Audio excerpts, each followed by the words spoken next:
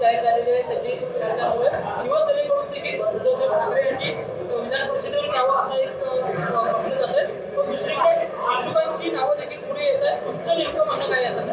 असं आहे की 12 मेला महाराष्ट्र विधान परिषदेच्या ज्या 9 जागा खाली झालेल्या आहेत त्याच्या संदर्भामध्ये निवडणूक आहे. या निवडणुकीमध्ये आमच्या पक्षाकडून आणि विशेष करून महाविकास आघाडीकडून कोण उभं राहणार हे आता महाविकास आघाडीचे प्रमुख जी 3 पक्ष आहेत ते एकत्र बसतील आणि त्यानंतरच कोण उभा राहणार आणि कोण उभं राहणार नाही या संदर्भातला निर्णय पक्का होईल.